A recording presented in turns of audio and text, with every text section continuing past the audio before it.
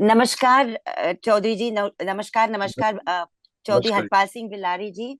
आप भारतीय किसान यूनियन असली के बहुत ही वरिष्ठ नेता हैं। आपने पूरी अपनी राजनीतिक जीवन जो है सिंबौली कॉलेज 1988 से शुरू की थी। फिर चौधरी चरण सिंह के साथ भी आप थे, और संयुक्त किसान मोर्चा के भी आप बहुत एक अहम हिस्सेदार रहे हैं, जो पूरा हमारे देश में किसान आंदोलन चला 2020 से लेके अभी तक। और इस वक्त जो हमारे लोकसभा के चुनाव अ, चल रहे हैं, आज आखिरी चरण है, 4 तारीख को गिनती होगी। उसमें किसान आंदोलन किस तरह प्रभावित रहेगा, उसके ऊपर हमें चर्चा आपसे करनी है। बहुत जी बहुत नमस्कार। ये शीतला जी, मैं थोड़ा करेक्ट कर दूं। मैं 75 से जुड़ा हुआ हूँ। सन 75 में मैं सिंभावली पीडीसी कॉलेज का शासन का अध्यक्ष रहा। और जयप्रकाश नारायण के पूरे मूवमेंट में हमने भाग लिया था। पूरी इंडिया में हम आंदोलन शामिल थे, इमरजेंसी में भी हम लोग ब्लैक लिस्ट से तब से हम लगातार मूवमेंट में है। और चौधरी सिंह के बहुत करीब रहा हूँ मैं आपसे बता दूं, किसान आंदोलन और किसान और ये मोदी सरकार, इसका क्या कॉन्ट्रैक्ट है। ये मोदी सरकार का जो आना हुआ है, वो एक घटना के ऊपर आना हुआ है। मैं 1 मिनट लूंगा आपका। बिल्कुल बिल्कुल। 1894 का जो भूमि कानून था भारत का, उस कानून के तहत ये था कि अंग्रेजों ने एक ऐसा कानून बनाया था कि औद्योगिक विकास निगम बनाया था देश के अंदर। किस स्टेट में कैसा विकास उद्योग का होगा, उसके लिए हम काम करेंगे। कलेक्टर उसका मालिक होता था। और जमीन जो चाहिए थी उद्योगपतियों के लिए या शहरी विकास के लिए, तो कलेक्टर तय करते थे क्या भाव देना है और कितनी लेनी है हमें। किसान को पूरी तौर पर दखलंदाजी नहीं थी। इस कानून के तहत 1894 से लेकर और 2013 तक लाखों हेक्टेयर जमीन किसान छीन ली गई भारत के। पहली बार जब भट्टा पार्सल हुआ, ये नंदीग्राम हुआ, सिंदूर हुआ बंगाल में, तो भट्टा पार्सल में जाड़ों के दिन थे। सरकार थी मायावती की और मनमोहन सिंह प्राइम मिनिस्टर थे। तो वहाँ एक कांड हुआ, मैं उसका पार्ट था उस आंदोलन का। मनवी तिवारी हमारे मित्र थे, वो चला रहे थे वो आंदोलन। उसमें महीनों आंदोलन चला वो मुआवजे को लेकर। तो वहाँ गोली चल गई, 2 सिपाही मरे उसमें, और 2 किसान मारे गए। डीएम साहब का भी कुछ घटना हुई, वो बड़ा हाईलाइट हुआ पूरे हिंदुस्तान में। उसमें सबको बैन कर दिया मायावती गवर्नमेंट ने, कोई नेता नहीं आएगा। तो सुबह 5 बजे राहुल गांधी कंबल उड़ के और चुपचाप मोटरसाइकिल में पहुंच गए। आज जब पहुंच गए, तो वहां जाकर फिर सवाल किया, भाई ये गोली क्यों चली, क्यों लोग मारे गए। पत्रकारों ने इससे उल्टा सवाल किया था कि ये आप जिम्मेदार है, आपकी सरकार थी 60-65 साल से, आपने वो कानून नहीं बदला। और उस कानून के तहत जमीन एक्वायर की जाती है। 94 वाले की जो अंग्रेजों का कानून था, इसकी गोली चलाई जाती है। तो राहुल गांधी ने बस समझा उस कानून को और ये वादा कर दिया था ऑन टीवी कि ठीक है, मेरी पार्टी इसको खत्म नहीं कर पाई, लेकिन मैं कोशिश करूंगा कि नया कानून लाएंगे, उसको समाप्त करेंगे। और जब राहुल गांधी जाके प्रस्ताव रखा मनमोहन सिंह के सामने, तो हालांकि कांग्रेस भी आशाज हुई कि इसको हटा देंगे तो दिक्कत आ जाएगी, पूरा कारपेट खिलाफ हो जाएगा हमारे। लेकिन राहुल गांधी जीत करके और एक नए कानून का प्रारूप तैयार किया। जयराम और जिम्मेदारी दी गई, आप नया प्रारूप लेकर आओ। 2013 की बात थी, 14 में चुनाव आ रहे थे। नया प्रारूप लेकर आए जयराम रमेश। और उस प्रारूप के तहत पहली बार भारत के इतिहास में सबसे बड़ा लूट का जो कांड था भारत के किसानों का, जिसमें विकास के नाम पर, शहर के विकास के नाम पर, गांव उसके कस्बा विकास के नाम पर, औद्योगिक विकास के नाम पर जमीन छीनी जा रही थी हमारी, उसको रोकने के लिए कानून लाया गया वो। और पहली बार भारत की सब पार्टियां मिलकर, भाजपा में भी जब राजनाथ सिंह सेंटर में थे, जेडी सेंटर में थे, सुषमा स्वराज सेंटर में थी, मोदी चीफ मिनिस्टर थे गुजरात के, ये सेंटर में नहीं थे उस टाइम। पहली बार जो नया कानून लाया गया, सब पार्टियों ने मिलकर, सब पार्टियों ने भाग एक मत होकर मेज थपथपाई और एक अध्याय समाप्त किया किसानों की लूट का, जो सबसे बड़ी लूट थी भारत के किसानों की जमीनों की। ये तो थोड़ी 2013 में हुआ। ये 2013 में हुआ। 13 में हुआ। जी। अब वो कानून जब पास हो गया पार्लियामेंट से, राजनाथ सिंह ने भी उसको पार्लियामेंट के बाहर आकर मेरे पास उनकी स्क्रिप्ट है कि उन्होंने कहा कि हमारा सहयोग है पूरा, हमने पास कराया है। सुषमा ने बयान दिया, राहुल गांधी सबको धन्यवाद दी कि मैं सबका धन्यवाद करता हूँ कि हमने आज किसानों की लूट का सन 94 के कानून का पर्दाफाश कर दिया और खत्म कर दिया अध्याय हो। अब नई शुरुआत हो। और नया जो कानून आया, तो आज प्रावधान किए गए। नंबर 1, अब कोई भी जमीन किसान की, चाहे वो रेलवे के नाम पर हो, शहरी विकास के नाम पर हो, या इंडस्ट्री के नाम पर, बिना किसान की सहमति की 80% जमीन नहीं ली जाएगी। और 20% जमीन जो गवर्नमेंट एक्वायर करेगी, उसमें भी ये शर्त लगा दी कि जो गांव की जमीन है, वो जमीन ली जाएगी सरकारी भाव के आधार पर, सर्किट रेट के आधार पर। और जो शहर की जमीन है, वो सर्किट रेट दोगुना दिए जाएंगे पैसे, और गांव को सर्किट रेट के 4 गुना दिए जाएंगे। 4 गुना। और बल्कि बाजार भाव किसानों ने दिया। और नंबर 2, जिस काम को जमीन ली जाएगी वही काम होगा और उसका लैंड यूज चेंज नहीं होगा, और अगर कोई लैंड यूज चेंज करेगा तो जमीन वापस कर दी जाएगी। और तीसरी धारा उसके अंदर ये आ गई, 5 साल में अगर प्रोजेक्ट पूरा नहीं होता है, 5 साल के बाद किसान जमीन वापस कर दी जाएगी। ये जो कॉल जब डाले गए तो उद्योग जगत में हड़कंप मची। मैं खुद टीवी देखता था, पूरे देश में कैंपिंग चला मीडिया ने कि अब विकास कैसे होगा, जमीन कैसे मिलेगी, तो बहुत बुरा कर दिया राहुल गांधी, इंडस्ट्री विरोधी है राहुल गांधी, विकास विरोधी है राहुल गांधी, तो पूरा विकास ठप ही कर दिया। ये सब चला पूरे भारत के अंदर और वो कानून पास हो गया। अब मैं, मेरे पास फोटो अब भी रखा हुआ था, मैं तलाश कर भेज दूं। इसके बाद उद्योगपति और हड़कंप बचे, क्योंकि भारत में सबसे ज्यादा उद्योगपति गुजरात के हैं, इंडस्ट्रियल लोग गुजरात के ज्यादा हैं। अहमदाबाद के अंदर मीटिंग होती है, मोदी उसकी अध्यक्षता करते हैं। टाटा, बिरला, अडानी, अंबानी ने कहा मोदी को ये क्या कर दिया, ये तो आपकी पार्टी शामिल थी इसके अंदर, और आपकी पार्टी ने भी हमारा ये तमाम रुक दिया पूरा विकास, हम कहते हैं जमीन छीनेंगे किसानों की। तो वहां ये बात तय होती है। वहां ये तय हुआ कि मोदी ने कहा मुझे बनाओ प्राइम मिनिस्टर भारत का, मैं आपको वही पुराना कानून वापस लाके दूंगा। और वहां पूरा एग्रीमेंट हो गया इनका। और उद्योगपतियों ने कह दिया भाजपा को कि या तो आप प्राइम मिनिस्टर को घोषित करिए, प्राइम मिनिस्टर कैंडिडेट, नहीं हमको फंडिंग नहीं करेंगे, और फिर हम आपको, आप जाने क्या करेंगे। और फिर वहां से खेल शुरू होता। पूरा जो मीडिया था भारत का उद्योगपतियों को, उसने मोदी को ब्रांड बनाया, गुजरात मॉडल, मोदी देवता, मोदी भगवान, मोदी ये मोदी वो, झूठे झूठ सब बोल शुरू कर दिया। वो इलेक्शन हुआ, मोदी प्राइम मिनिस्टर बन गए भारत के। अब आप देखिए, लोग भाजपा की बात करते हैं, मैं नहीं मानता। भाजपा तो उस दिन खत्म हो गई जिस दिन मोदी प्राइम मिनिस्टर बने, और प्राइम मिनिस्टर बनने के बाद नया कानून 1 जनवरी को लागू होना। फिर कहा अडानी ने मोदी जी को कि आप क्या कर रहे हैं, ये काम तो लागू हो जाएगा। ये इस देश की मिसाल है।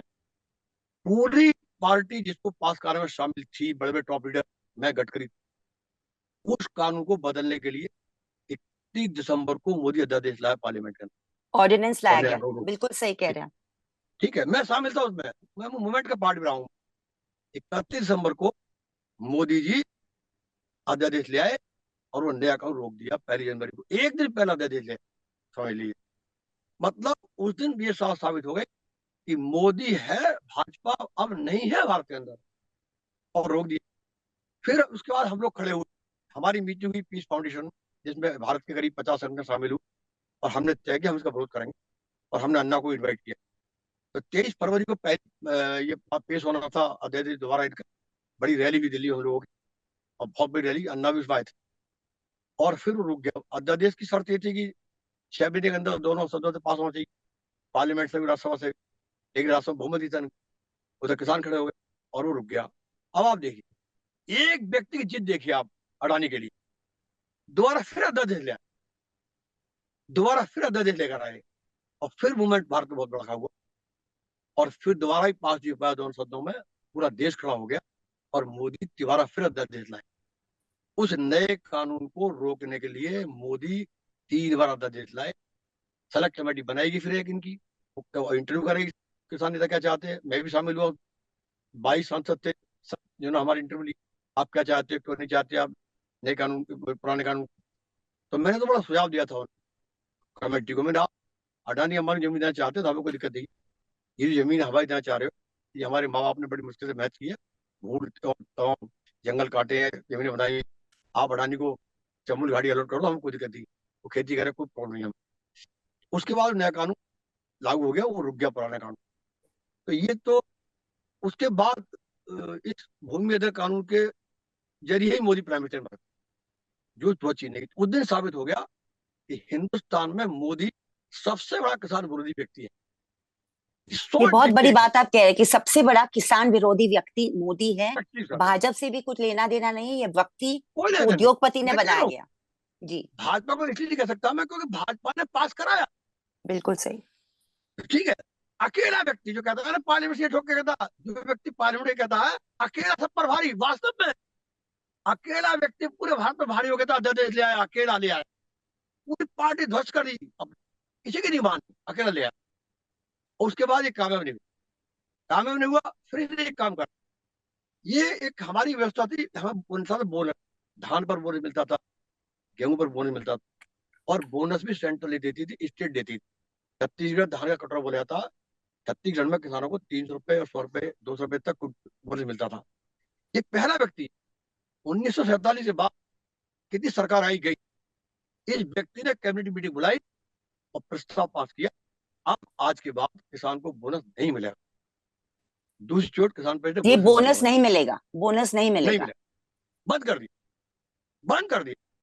सेकंड चोट की किसानों पर, एक चोट और कीजिए किसानों पर। ये हमारा, मैं अगली बात आपको बताऊं, ये गन्ना हम लोग पैदा करते हैं पूरे भारत के अंदर। तो गन्ने में, गन्ने का असल में क्या कि पेट्रोल इंपोर्ट होता। गडकरी जी ने एक प्रस्ताव रखा, क्यों ना हम इंपोर्ट पेट्रोल को रोक दें, इंपोर्टेड पेट्रोल ना हमारे यहाँ। उन्होंने एक सुझाव दिया कि गन्ना किसान है लेकर मेरठ से और महाराष्ट्र कर्नाटक, तो हम गन्ना का रस बनता है, उसको चीनी के अलावा हम उसका प्रोडक्ट और बनाए, एथेनॉल बनाए, तो एथेनॉल को पेट्रोल में मिक्स कर। तो गडकरी ने अच्छा प्लान था, उससे आपकी शुगर इंडस्ट्री और शुगर केन ग्रोवर्स फायदा था। तो गडकरी 12% ले गए उसको, 12% उन्होंने गन्ने के रस से एथेनॉल बनवाया और फैक्ट्री को लाइसेंस दे दी, और हर फैक्ट्री के लाइसेंस मिल गए और फैक्ट्री एथेनॉल बना रही थी। अब गडकरी भूल से इंटरव्यू दे गए बॉम्बे कि अब मेरी कोशिश है कि मैं इस एथेनॉल को 35% तक ले जाऊं, 35% एथेनॉल गन्ने के रस से बने, एथेनॉल से पेट्रोल बने हमारा। लेकिन बादशाह को बुरा लगा, बादशाह दिल्ली में बैठा है, उसको बुरा लगा, उन्हें यार गडकरी क्या कर रहा है, हमारा आदमी है। बादशाह ने मीटिंग बुलाई, अगले अगले दिन बैठक बुलाई, एक लाइन का कानून पास कर दिया कि आज के बाद 1 लीटर रस का भी एथेनॉल नहीं बनेगा। आप समझ लीजिए, उसी दिन शुगर इंडस्ट्री के जो उनके शेयर थे 16% गिर गए भारत के। बाप रे। तीसरी चोट किसानों पर, इससे गन्ना किसान पर। अब इस पीड़ा थी प्राइम मिनिस्टर को कि मैं कैसे भूमि अधिकार कानून को दोबारा नहीं ला पाया, 94 वाला कानून, वो पीड़ा थी, जमीन नहीं छीन पाया हमारा। क्योंकि यहाँ 3 बड़े महान नेता हुए हैं। गांधी का उनका एक नारा था कि भारत के किसान गांव की रीढ़ है और देश के गांव भारत की आत्मा है, ये गांधी ने बोला। शास्त्री का नारा था कि देश का किसान और जवान, जय जवान और जय किसान, ये दो ही लोग हैं जो रक्षा करते हैं। जवाहर चंद्र सिंह कहा करते थे कि खेत की खुशहाली का रास्ता गांव, खेत और खलिहान से गुजरता। इस प्राइम मिनिस्टर ने खेत पर चोट मारी 2013, लेकिन किसानों को बैक कर दिया। अब इसके अंदर एक पीड़ा थी, मैं कैसे बैक। फिर इसने 2020 में ये चोट मारी, ये खेती नहीं छीन पाया। फिर 12,000 अरब डॉलर का हमारा कारोबार है खेती का पूरे भारत के किसानों, और लॉकडाउन में तो तमाम सेक्टर से भारत 1-1 लाख करोड़, 25-25 हजार करोड़ की मदद देने के बाद इंप्रूव नहीं कर पाए। कृषि ने बिना किसी मदद लिए 3% ग्रोथ दी भारत को लॉकडाउन में। तब अडानी की नजर लगी, अब इसको इसको कब्जा, ये बहुत अच्छा तरीका है, फसल कब्जा लो।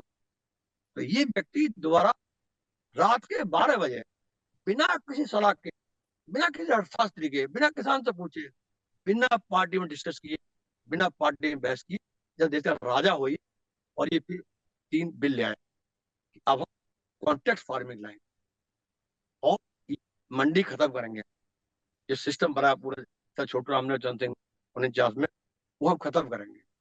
तो हम लोग खड़े हुए। अब देखिए, खड़े हुए आंदोलन पहले होते थे, इंदिरा गांधी के खिलाफ कितने आंदोलन हुए, सत्ता पलट, राजीव गांधी साहब आंदोलन हुए। लेकिन जब कॉन्ट्रैक्ट फार्मिंग के खिलाफ हम लोग दिल्ली आए और आकर बैठे, तमाम पंजाब के, हरियाणा के, राजस्थान के, उत्तर प्रदेश के सब लोग वहां पहुंचे।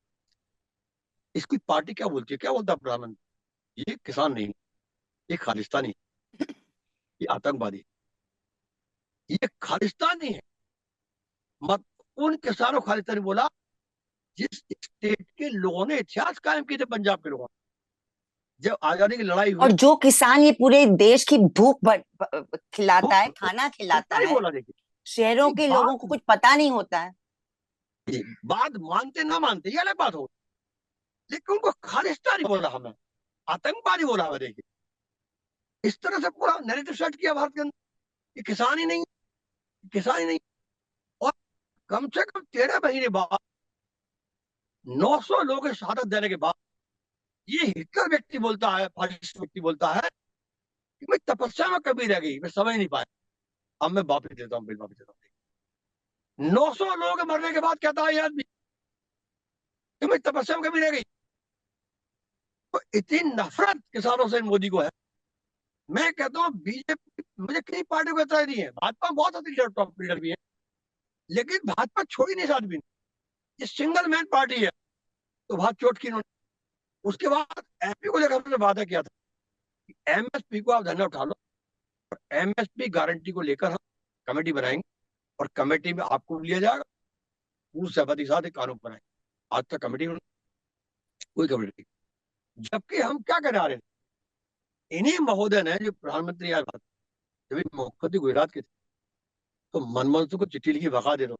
एक नहीं, तीन तीन चिट्ठी लिखी। एक की थी मुख्यमंत्री कमेटी के चेयरमैन के मनमोहन सिंह जी, भारत के किसानों को एमएसपी तय करते, एमएसपी तय करने कुछ नहीं हो, एमएसपी को लीगल गारंटी दीजिए, लीगल गारंटी दीजिए। तो उन्होंने नहीं दे पाए।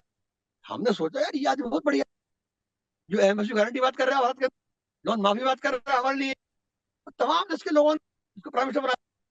जब वही व्यक्ति प्राइम मिनिस्टर बना, उससे सवाल करने किसान जब दिल्ली के लिए आ रहा चाहते थे कि आप बताइए, आपने कहा था एमएसपी लीगल गारंटी चाहिए, आप खुद कह रहे अच्छी भी चाहिए, अब आप दें, तो आप देखिए अब क्या हुआ। खनौरी बॉर्डर, खनौरी में हम लोग द्वारा एक नॉन पॉलिटिकल संगठन के अंदर का, उत्तर प्रदेश से मैं शामिल था, पंजाब से हमारे धन्यवाद जी लीड कर रहे थे, अंधेरी लीड कर रहे थे, और तमाम बड़ी संख्या में लोग दिल्ली आना चाहते थे, दिल्ली हम आ रहे थे।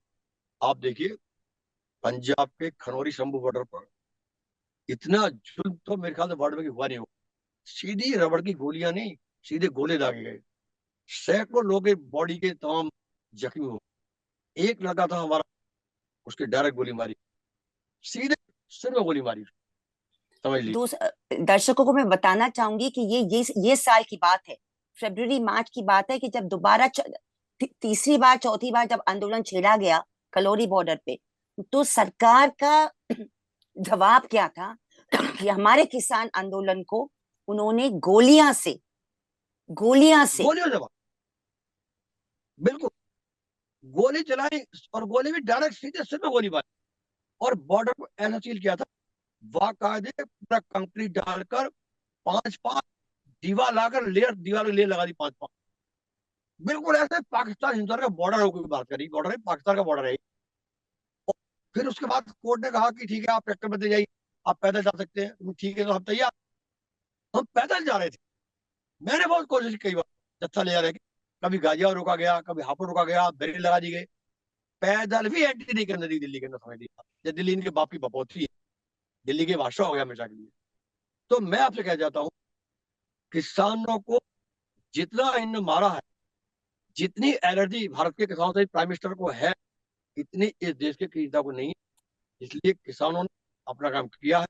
और एक बता दूं आपसे बात, ये क्या 70 साल में बात करते, 70 साल में हमारा जो डीएपी खाद था, उस 70 साल में 640 रुपए पर बैग आया, 14 प्राइम मिनिस्टर हुए भारत, और किसी प्राइम मिनिस्टर का फोटो कट्टे पर नहीं आया, किसी का भी नहीं आया, चाहे वाजपेयी रहे हो, चाहे मनमोहन सिंह रहे, किसी का नहीं आया। लेकिन इस व्यक्ति ने 640 रुपए का बैग हमारा डीएपी का 1500 रुपए कर दिया, जब सब्सिडी 1500 थी, मनमोहन सिंह थी, लेकिन फोटो नहीं छपा उनको। इसने सब्सिडी 640 कर दी, कट्टा कर दिया 1540 रुपए, और अब प्राइम मिनिस्टर फूट छपा था, हर कट्टे पे आगा मेरा कट्टे रखे हुए, मैं दिखा दूंगा, प्रधानमंत्री फूट छपा हुआ, और कह रहा इतनी सब्सिडी और दे रहे हैं हम आपको, अब बैग इतने का। यानी 1400 रुपए पर क्विंटल, 6 8 8 से 14, 9 6 15, 1800 रुपए पर क्विंटल रेट बढ़ाकर डीएपी का, और कहता कि अभी 600 की और रहेगी सब्सिडी, उसे खत्म करूंगा, कट्टे पर, खाद के कट्टे पर, यूरिया कट्टे पर, लेटरिन के आगे, बस के आगे, रिक्शे पर, साइकिल पर, डीएम के आगे, एसडीएम के आगे, रेल पर, रिक्शे पर, बस पर, ट्रक, कहीं चले आओ, कहीं चले आओ, कहीं भी लेटरिन गेट पर लगा हुआ, शौचालय के आगे लगा हुआ, मोदी गारंटी, सिर्फ मोदी गारंटी, ना कि भाजपा गारंटी, ना कि और, सिर्फ मोदी गारंटी। अरे भाई पुलिस भाई गारंटी क्या, तुमने तो गारंटी बहुत दी थी, तुमने कहा 2 करोड़ रोजगार देंगे हम, आप चुप। तुमने कहा कि हम जो किसान हम दूर नहीं करेंगे, आप किसानों को आतंक है, किसान को नहीं मार रहा। आपने कहा था कि हम तमाम जो वो टैक्स फ्री करेंगे सब कुछ, आप नहीं कर पाए कहीं। आपने कहा स्वच्छ पानी बनाएंगे, नहीं बनाया कहीं। आप करें हमारे 200 गांव एक एमपी बनाएगा, 2 गांव 1000 गांव बनेंगे स्मार्ट बिल, कहीं कोई जिक्र नहीं, आप डाइवर्ट करते। मैं बड़ी साफ कहना चाहूंगा, अंग्रेजों की पॉलिसी थी डिवाइड एंड रूल, और मोदी की राजनीति है डाइवर्ट एंड रूल। इस व्यक्ति ने डाइवर्ट किया है हमेशा इशू को। मैं अभी आपके बाग में बैठा हूँ, मेरी 3 साल की एक बच्ची है, और वो आम लटक रहा था, छोड़ना चाहती। मैंने कहा मैं इसे कैसे रोकूंगा, तो रोएगी। तो मैंने कहा, मैंने पकड़ा, मैंने देख घास का फूल कितना अच्छा। तो मैं उसको घास के फूल पे लगा दिया, फूल पे लग गई, वो उसने डाइवर्ट कर दिया माइंड। इसी तरीके से ये व्यक्ति पूरे देश को बच्चा समझ के बाल डाइवर्ट करके देश चला। और सबसे बड़ा खतरनाक स्टेप का मैं आपको बता दूं कि 18वीं सदी में जब हम चले गए, सबसे बड़ा खतरनाक काम करा प्राइम मिनिस्टर। ये पूरे देश को 18वीं सदी में ले जाना चाहते। 18वीं सदी में क्या था कि इतना बड़ा अंधविश्वास था भारत में कि एक लड़की कोई शादी होकर आई, हमारी बेटी बहन, आज 15-16 साल शादी होती थी, कोई 21 साल शादी होता नहीं था उस टाइम, करते हुए नहीं थे। और उसका पति एक्सीडेंट में मर गया या बीमार होकर मर गया। तो देखिए क्या कानून था। हिंदू महासभा का ऑर्डर देखिए, कैसा नैरेटिव बना दिया देश के अंदर। इसका पति मर गया है, इसको उसकी चिता के साथ जलना ही होगा, बाप रे। जलना ही होगा। देखिए, और नहीं जलेगी तो ये धर्म विरोधी है। और वाकायदे गांव से ढोल नगाड़े के साथ सजा के लिया जाता। तो ये क्या सीन था देखिए, एक जिंदी बच्ची जलती थी, और धर्म के नाम पर। और कोई बोलता नहीं था, अगर बोलेगा तो धर्म विरोधी है, भगवान विरोधी है। इन हिंदूवादी ठेकेदारों ने, इन्होंने ऐसा नंगानाच किया शताब्दी 18वीं में, तमाम हजारों लाखों लड़के दी जेदारी इन्होंने। उसके बाद कौन खड़ा हुआ? एक व्यक्ति खड़े हुए, राजा राम मोहन राय। राजा राम मोहन राय। उन्होंने राम मोहन खड़े हुए, उन्होंने कहा, चुनौती दी, ये बताओ मुझे हिंदूवादियों कि जब शादी होती है तुम ही फेरे कराते हो, तुम ही फेरे डलवाते हो, भावर तुम डलवाते हो। हम हमारे गांव भावरे बोलते हैं कि 7 फेरे तूले और 7 फेरे तू, और गाड़ी के 2 पहिए बताते हो। एक पहिया टूटा है तो दूसरा पहिया क्यों तोड़ा जाएगा? और अगर लड़का मरा है, लड़की सती हो, तो लड़की की डेथ हो, लड़का सती क्यों नहीं हो? क्वेश्चन करा किया उन्होंने, और लंदन तो लड़े और वो कानून खत्म करा। शेम वही, इस प्राइम मिनिस्टर ने इतना घिनौना काम किया कि लोग को कोविड आया पूरी दुनिया में, इंग्लैंड में आया, अमेरिका में आया, पूरे वर्ल्ड में कोविड आया। कि क्या मजाक की, रात के 8 बजे आकर एक प्रधानमंत्री भारत का देखिए हाईकोर्ट क्या बोलता, टॉर्च जला, टॉर्च जला, ताली बजाओ, थाली बजाओ। कोई अनपढ़ व्यक्ति बजाता तो मुझे तसल्ली होती कि अनपढ़ वो समझता नहीं बात क्या है। लेकिन इस देश के अब तक बच्चे ने लोग घंटा बजा रहे, बात करते, व्यवस्था की बात करते हैं। हिंदुस्तान के पढ़े लिखे इंजीनियर, डॉक्टर, सब बुद्धि, ताली बजा। उसी दिन ये व्यक्ति समझ गया, उसी दिन के दिमाग में आ गई कि हिंदुस्तान की जनता भेड़ है, ये भेड़, इसको चला जाता था। और दोबारा इस मंदिर प्रोपेगेंडा करके दिवाली जनवरी मंगवा दी लोगों ने। इसके लिए हम लोग भी जिम्मेदार रहे हैं। इस व्यक्ति के दिमाग में गलतफहमी आ गई, इस देश की पब्लिक जो है कुछ नहीं, इसको माइंड वॉश करो। मीडिया उसके अंडर में था, पूरा मीडिया उसने अपने कब्जे में लेकर 24 घंटे नेट सेट की कि मोदी है, सब कुछ है, मोदी है और कुछ है ही नहीं। और वो इस बात पर आ गया। फिर आज भाजपा को नहीं समझ पाए ये क्या कर रहे हैं। अब समझ में आई भाजपा वालों के भी, अब ये क्या कर रहे हैं। मोदी सब कुछ, अब तो भगवान करवा लगा अपने आप। अब तो फिर ये तो अगर मैं पत्र आपको क्या गया। थोड़ा सा मैं रोक के अगर पूछतू कि इतनी बड़ी कुर्बानियां किसान आंदोलन ने दी है, और इतना लक्ष्य किसान आंदोलन ने दिखाया है गए 3 4 5 सालों में, तो इस इलेक्शन के दरमियान, जब से इलेक्शन डिक्लेयर हुआ है, उसके बाद किसान आंदोलन किस तरह प्रभावित हुआ है, ये कौन से क्षेत्र में बता दीजिए। नहीं, किसान किसान आंदोलन तो अभी चल रहा है खनौरी में, हमने खत्म नहीं किया। किसान आंदोलन एमएसपी गारंटी को लेकर चल रहा है, और हमने तय कर लिया, अभी रैली हुई थी हमारी 22 तारीख को, 1.5 लाख लोग इकट्ठे हुए थे, मैं भी उसमें गया था। हमने तय कर लिया एमएसपी गारंटी हमको चाहिए हर कीमत। और अब पार्टी ने अपने मैनिफेस्टो में दिया है, राहुल गांधी ने, ये किसान आंदोलन का ये प्रेशर है पूरा भारत का कि आज एक पार्टी ने अपने मैनिफेस्टो साफ कर दिया कि हम बैठते ही एमएसपी गारंटी दें। तो अगर वो सरकार आती है, बदलती है सरकार, अगर वो गारंटी देते हैं कानून, तो ठीक है, फिर आंदोलन निश्चित हटेगा। लेकिन अगर ये रिपीट करता है, सरकार रिपीट करती है और ये नहीं देती है क्योंकि उन्होंने अपने मैनिफेस्टो को चर्चा नहीं की, तो निश्चित एक बहुत बड़ा आंदोलन भारत में होगा।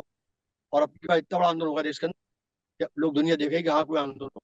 सर, अभी जो आंदोलन पंजाब पंजाब उत्तर प्रदेश बंगाल हरियाणा में आज इलेक्शन हो रहा है, तो उस पे ये आंदोलन का क्या प्रभाव पड़ेगा?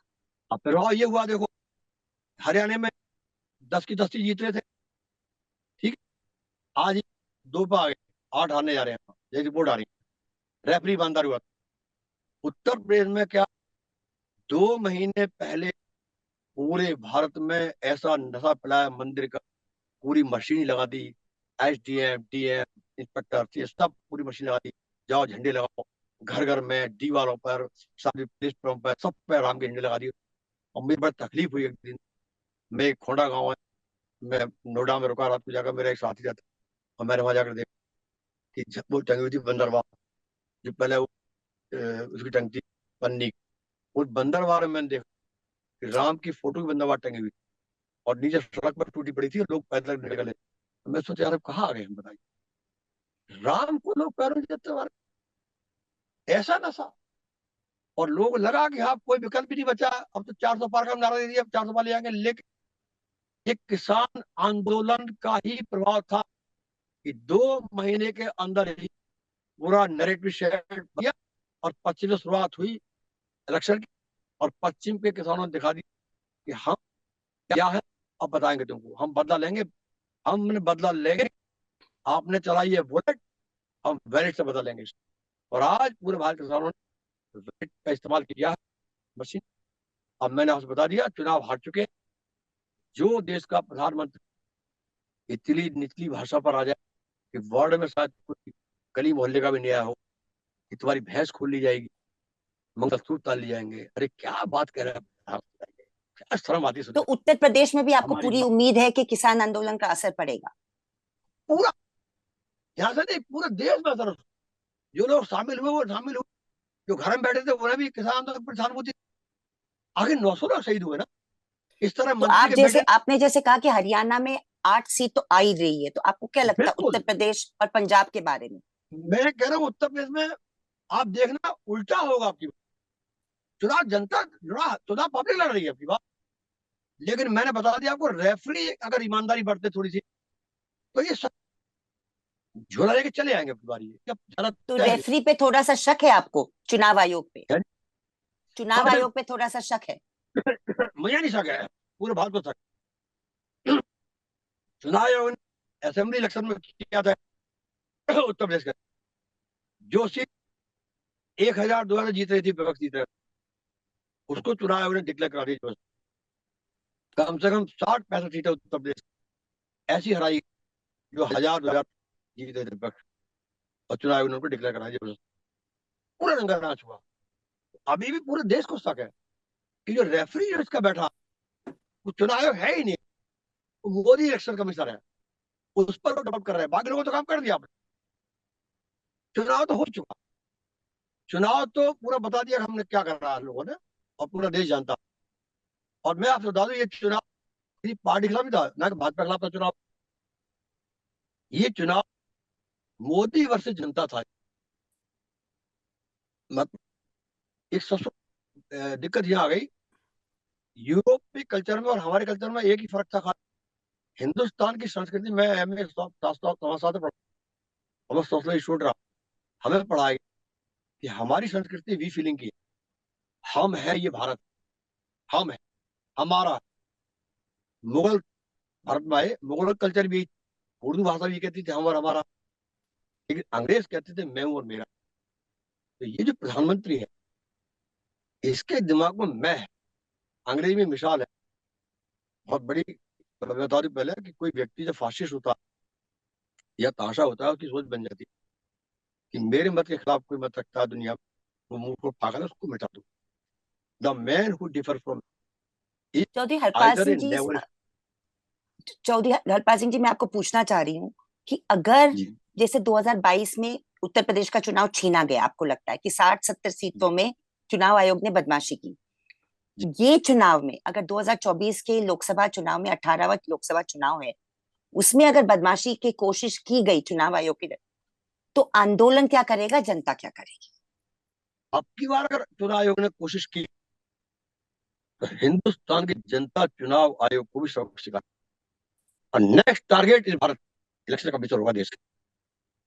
उसमें किसान भी शामिल होंगे, मजदूर शामिल होंगे, और पूरा देश का नौजवान जो अग्निवीर बना के बैठा दिया पूरे भारत के अंदर। आप देखिए, हम आपसे क्या कहें, अग्निवीर है। देखिए, 4 साल की नौकरी दे दी। एक लड़का खत्म हुआ अग्निवीर में, पंजाब का, उसकी डरबदी गांव में शहीद हुआ वो फौज के अंदर। उसकी बॉडी को एक गाड़ी में रख के बुलेरो में 2 लोग छोड़े गाँव, जैसे कोई एक्सीडेंट हो गया हो किसी। और कोई अधिकारी नहीं, कोई अफसर नहीं, कोई बाजा नहीं, गाँव के लोग इकट्ठे हुए। और किस तरीके से उसकी 2 बहनों ने कंधा दिया उसको।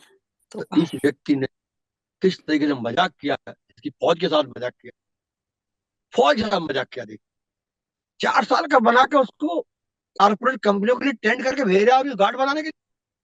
आर्मी को गार्ड बना दिया। देखिए, पूरी यहां तक कर दी, कॉन्ट्रैक्ट पे चलेगी पूरी आर्मी। तो ये हो क्या रहा?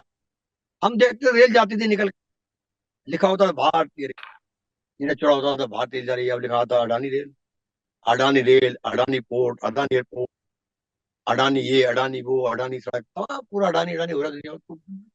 बड़ा साफ मामला। 16 लाख करोड़ रुपया आप उद्योगपतियों को राइट ऑफ कर सकते हो, माफ कर सकते हो। और किसान मांग रहे हैं कुल 3-4 लाख करोड़ माफ कर दो, हम नहीं कर सकते। उनको आप एमएफसी गारंटी दे सकते। तो और बताओ आपसे, शीतला जी, चुनाव हो रहे हैं, मैं रोज देखता हूँ टीवी पे, 1-2 बार का बीच बीच में देखता हूँ चुनाव होता है। अंबानी समुद्र में 20 दिन से बैठा हुआ है अपने परिवार को लेकर, पिकनिक मना रहे हैं, पोलिंग पे नहीं गए। एक भी कारपोरेट भारत का अगर कोई मुझे पोलिंग पर वोट डालता दिखा दे, तो मैं गुलामी पे साइन कर दूंगा पूरे जीवन में। एक भी दिखा दो कोई। ये क्या मजाक? सरकार रास्ते छोड़ी है पूरी, जो बंदूक के नोक पर सरकार अपनी तलवार से बनती है। सरकार तो हम बना रहे हैं। जो धूप में, कड़कती धूप में खड़े होकर लाइन में सरकार बना रहे हैं, और सरकार बनने के बाद जो वोट नहीं डाल रहे, जो पिकनिक मना रहे विदेशों में जाकर, तमाम कारपोरेट विदेशों में घूम रहे हैं। सरकार बनेगी उनके यहाँ, सरकार वो चलाएंगे आप, और आप बंदूक से हमें चलाएंगे। ये कोई तरीका? हम आपको सरकार चुनेंगे, धर्म के नाम पर चुनेंगे, इमोशन पर चुनेंगे, सरकार बनेगी आप, सरकार बनने के बाद जो आपको वोट नहीं डाले वो सरकार चलाएंगे आपके पैसा दे। आप चंदा लोगे उनसे इलेक्टोरल बोर्ड के नाम। आप चंदा किससे ले रहे हो? आप गाय के हाथ में रख के कहते हो सिर्फ तेरी माँ तेरा बेटा बैठा दिल्ली, और उसी बीफ निर्यात कंपनी से आप पैसा 250 करोड़ में ले, जो अरब में जाकर मीट बेच रही। ये क्या तमाशा हो रहा है? 10 रजिस्टर्ड कंपनी भारत ये बीफ का एक्सपोर्ट करती। अल कबीर का मालिक कौन? कट्टर हिंदुओं को इधर बीफ का एक्सपोर्ट करता। अनूर का मालिक कौन है? कट्टर हिंदू। नाम कंपनियों के मुसलमान दे रखे हैं भ्रम पैदा करने के लिए। 10 की 10 रजिस्टर्ड कंपनी हिंदुओं की। और सबसे बड़ा कारोबार जैन और गुजरात का। मीट के एक्सपोर्ट में, बीफ जो गाय का मीट, उसके एक्सपोर्ट में भारत का 3rd नंबर है। और प्रधानमंत्री कहता है तेरा बेटा बैठा, और जो कंपनी एक्सपोर्ट कर रही है उधर आप चंदा 250 करोड़ ले रहे हैं। ये क्या मजा कर रहे हैं? तो इसका भ्रम टूट चुका है, लोग जान चुके हैं। आज पूरे देश की जनता जान चुकी है ये व्यक्ति क्या है। 9 साल में शायद ढूंढ रहे हैं लोग कहीं कोई ऐसी क्लिप मिल जाए जो इस प्रधान पे सच बोला हो। 9 साल में एक भी सच बोला हो, इस बात को लोग तलाश कर रहे हैं, कहीं मिल जाए। एक भी तलाश कर,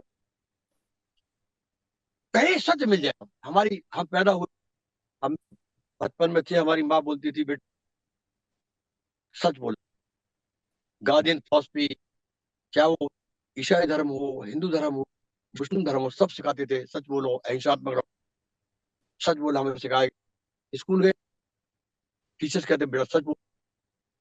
सच बोलना जरूरी। इस देश के प्रधानमंत्री पूरे दिन झूठ बोल लिया, पूरे दिन झूठ बोल लिया, मतलब झूठ को लीगलाइज कर दिया। 2 दूनी 4 होते हैं, लेकिन इस प्रधानमंत्री ने रोज टीवी द्वारा बुलवा के एक नैरेटिव पैदा करा, 2 दूनी 10 होते। और 10 के अलावा 2 दूनी 10 होते ही क्या हमारे। कितना बड़ा नुकसान देश का हो रहा है। सत्ता आती जाती है, कोई फर्क नहीं पड़ता। देखो मैं बता दूं आप, अटल बिहारी वाजपेयी भी लीडर, उनके खिलाफ अविश्वास प्रस्ताव आया और एक वोट से सरकार जारी कर रही थी, उनसे कहा गया एक वोट आप खरीद, 5 साल सरकार चले गया। उन्होंने क्या भाषण दिया पार्लियामेंट में, उन्होंने सत्ता आती है जाती है आएंगी जाएंगी, चिमटी बराबर नहीं छूंगा जिसमें भ्रष्टाचार पैदा हो, नहीं खरीदूंगा, रहन कर। वो लीडर, शास्त्री लीडर थे, चरण सिंह लीडर थे, वाजपेयी लीडर थे, बहुत लीडर थे भारत के अंदर, नेहरू लीडर थे, गांधी थे, सब लीडर। इस प्रधानमंत्री ने भारत की लीडरशिप को खत्म किया। और ये प्रधानमंत्री नहीं है, लीडर नहीं है, डीलर है। इसने पूरे इलेक्ट्रॉनिक सिस्टम को डीलर बना दिया। डीलर है, डीलर जो दो भागों में बट के पूरा भारत, जो इनके साथ है वो डीलर। और जो आज इस दौर में लड़ रहा है इस सिस्टम, इसके मोदी, वही लीडर है बस। हमारे में थे चौधरी चरण सिंह के बेटे एक वारिस, हम समझते थे ये भी लीडर है। चरण सिंह के वारिस है, अच्छा निकलेंगे, पढ़ के बाहर से आए हैं। चरण सिंह एक अच्छे नेता थे, किसान नेता थे, उद्योगपतियों के खिलाफ रहते थे, हमेशा जमीन पे काम करते थे, वो लीडर थे। हम सोचा यार उसका पोता ये भी लीडर निकला, लेकिन उसने क्या करा, उन्हें भी लीडरशिप, वो लीडर बन, क्या बोलता है देखिए, क्या बोला। दो, दो पदक मिले एक मिला स्वामीनाथन की बेटी, उनके स्वामीनाथन को बड़ा पदक, और एक मिला चौधरी को पदक। स्वामीनाथन की बेटी टीवी पर, तो वो प्राइम मिनिस्टर बोलती है, प्राइम मिनिस्टर आपने मेरे पिताजी को पदक दिया, मैं स्वागत करती हूँ, लेकिन आप किसानों को गोली चलवाएंगे क्या, आप बॉर्डर सील करेंगे क्या? अगर आपको इतनी हमदर्दी है मेरे पिताजी से तो उनकी स्वामीनाथन रिपोर्ट है वो तो लव कर दो आप। बिल्कुल सही। ठीक है, तो एक चलिए हमारा था, चौधरी हरपाल सिंह जी, आपसे एक मैं आखिरी जरूर। बात, आखिरी जी। आखिरी बात, एक हमारा था बात, जिसको लोग समझ रहे थे पश्चिम उत्तर प्रदेश बारिश, जिसका नाम है चवन्नी को होते हैं लोग, तो चवन्नी नाम रख गया उसका, समझ रहे वो क्या बोल, वो बोलता है मुझे मोदी जी में चौधरी चरण सिंह की वो दिखाई देती है अंश। अरे कितना गिरेगा भाई, कितना गिरेगा। अरे डीलर बैंक कोई नहीं मना करता, लेकिन उस महान आत्मा को जी किताब पढ़ाई जा रही है ऑक्सफोर्ड में, चौधरी चरण सिंह की अंश था इसके अंदर, जो हाथ में लाठी भाई जा रही, क्या चौधरी का अंश था इसके अंदर, जब चरण सिंह की कोठी खाली कर रात के 12 सवा बाहर फेंक दिया गया, ये भूल गए क्या बोल लिया देखिए। तो डीलरशिप को, अब तो हिंदुस्तान दो भागों में बट गया, डीलर और लीडर। जो सिस्टम से लड़ेगा वो डीलर हो, वो लीडर होगा भारत। मैं आज फिर कहता हूँ, मैं कांग्रेस पार्टी को कभी मैंने सपोर्ट नहीं किया, बताऊंगा आपसे, क्योंकि वहां भी बहुत डीलर भरे पड़े, रोड डील करते हैं वहां। लेकिन हाँ, वारिस अगर कोई है इस देश के अंदर, तो वारिस के नाते मैं जरूर कहना चाहूंगा, राहुल गांधी ने साबित कर दिया कि मैं नेहरू खानदान का वारिस हूँ, ये साबित कर दिया। हार जीत होती रहो, लेकिन लड़ा वो देश, लड़ा, तेजस्वी लड़े, ये लोग लड़ रहे हैं, जो लोग लड़ रहे हैं वो वारिस है, अखिलेश लड़ रहे हैं, सोरेन लड़ रहे हैं, इस सिस्टम लड़ रहे हैं। तो जब व्यवस्था तो आप सवाल नहीं करोगे तो क्या होगा, सवाल नहीं करोगे तो क्या होगा, सवाल तो करो। सवाल करना ही देशद्रोह है, ठीक है हो, दे दो, लेकिन सवाल तो करना पड़ेगा ना। इसलिए वादा ये, करते चौधरी जी कि आपके साथ, चौधरी हरपाल सिंह सिंह बेल्लारी के साथ हम वापस 4 जून के बाद जरूर बातचीत रखेंगे, क्योंकि हमारा भी फर्ज बनता है कि किसान आंदोलन में जो भी मुद्दे छेड़े हैं, एक एक मुद्दे जो छेड़े हैं बड़े कुर्बानियां देकर, उसको आने वाली सरकार को लागू करना है, जो भी खराबियां आई उसको सुधारना है, और देश की आवाज और आत्मा, जैसे कहा चौधरी चरण सिंह जी ने, जो हमारे किसान हैं, उनके मुद्दों को सबसे पहले सुलझा करके बाकी भी मुद्दे बहुत सुलझाने के हैं, क्योंकि 9-10 साल में बहुत खराबियां सिस्टम में आ चुकी हैं, उसको भी धीरे धीरे सुधारना है। चौधरी हरपाल सिंह जी, आपने बहुत ही कम समय पे, हमारा नोटिस पे आपने हमें समय दिया। आम के बाग में आप बैठे हैं, बड़ी गर्मी में, तगड़ी बहुत ही धूप है वहां पे, फिर भी आम के बाग के साय में आप बैठे हैं और आप उम्मीद दिला रहे हैं नौजवानों को, ये देश के, जिन्होंने अग्निवीर को झेला है, जिन्होंने बेरोजगारी को झेला है, कि बस सरकार अगर रेफरी अपना फर्ज अदा करता है संवैधानिक, तो बिल्कुल सरकार बदलेगी और 4 जून के बाद एक नई हवा ये देश में चलेगी। बहुत बहुत शुक्रिया, बहुत बहुत शुक्रिया। बिल्कुल बिल्कुल।